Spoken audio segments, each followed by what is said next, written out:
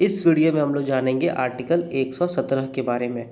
ये बताता है कि फाइनेंशियल बिल्स जो होगा, मतलब कि ऐसा बिल, ऐसा अधिनियम जो कि संसद में पेश होगा जिसमें वित्तीय लेन देन, पैसे का लेन देन का जिक्र हो, उसमें कुछ खास खास क्या प्रोविज़न्स हैं, उसका खास खास क्या नियम है और कौन सा ऐसा बिल होगा जिसके साथ स्पेशल ट्रीटमेंट उसको मिलेगा। ठीक है, तो सबसे पहले तो बता देते हैं कि आर्टिकल 110 में मनी बिल के बारे में चर्चा हो चुकी है। अगर आप लोगों ने नहीं देखा है तो आर्टिकल 110 जा कर के चेकआउट करो, क्योंकि इसमें मनी बिल के बारे में काफ़ी डिटेल में बताया गया है। ठीक है, तो अगर मनी बिल अगर संसद में आए तो वो प्रेसिडेंट साहब का रिकमेंडेशन पर ही आ सकता है, अन्यथा नहीं। मतलब राष्ट्रपति अगर आएंगे तो बोलेंगे तो ही मनी बिल जो है वो लोकसभा और राज्यसभा में पेश होगा। मेनली पेश होगा राज्यसभा में, और राज्यसभा में मनी बिल नहीं पेश होता है, ये बात हमेशा याद रखना चाहिए।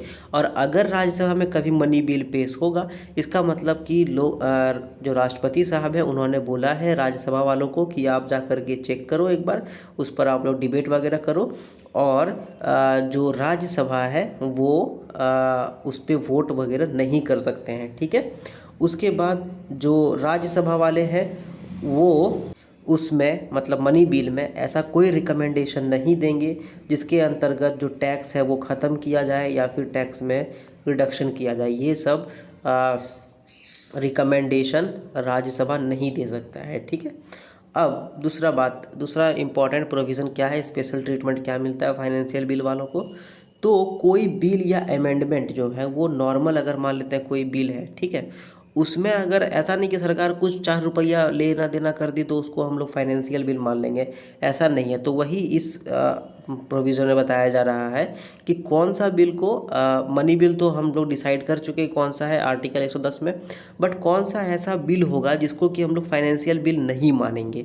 ठीक है, तो ये वाला प्रोविज़न वही बताता है, और इसके अंतर्गत ये बताता है कि अगर चाहे सरकार, तो मान लेते हैं कि सरकार कहीं पर फ़ाइन दे दी, ठीक है, किसी स्टेट गवर्नमेंट को उसके लिए फ़ाइन ले लिया, या फिर कहीं से पेनल्टी किसी को दे दिया हो, ठीक है, या फिर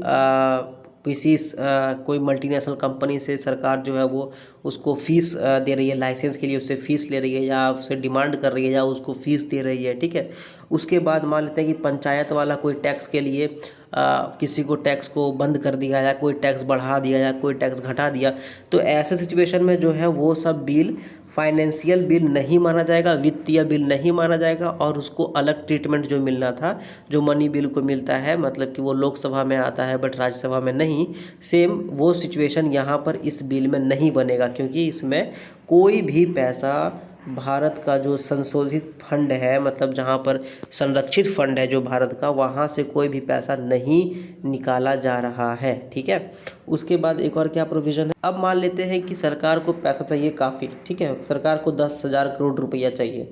अब वो कहाँ से निकालेगा पैसा, तो वो निकालेंगे कंसोलिडेटेड फंड ऑफ इंडिया से। ठीक है, वहाँ से पैसा सरकार निकाल लिए। अब जब सरकार पैसा निकाल लिए और इसके लिए सरकार को एक कानून लाना पड़ेगा, एक बिल लाना पड़ेगा, वो बिल जो है सो राज्यसभा और लोकसभा में तब तक पेश नहीं होगा जब तक कि राष्ट्रपति उसमें अपना सहमति ना जाहिर कर दे, और साथ ही साथ अगर राष्ट्रपति साहब बोलेंगे दोनों सदन को, मतलब लोकसभा और राज्यसभा को, कि आप लोग इस बिल में ज़रा पढ़िए, ध्यान दीजिए, इस पर डिबेट करिए और फिर इस बिल को पास करिए, ऐसे सिचुएशन में ही वो बिल पास वहाँ से हो सकता है। ठीक है, तो ये है वित्तीय बिल, मतलब जो फाइनेंशियल बिल्स है उसको स्पेशल ट्रीटमेंट क्या क्या मिलता है हमारे कॉन्स्टिट्यूशन ऑफ इंडिया में। ठीक है, कॉन्स्टिट्यूशन ऑफ इंडिया की आर्टिकल 117 के अंतर्गत। तो ये वीडियो में हम लोगों ने यही जाना। ठीक है, अगर आपको ये वीडियो अच्छा लगा हो तो इसको लाइक करो, शेयर करो, कमेंट करो, कुछ भी पूछना हो या बताना हो तो कमेंट करो, एंड सब्सक्राइब करो इस चैनल को। Thank you very much.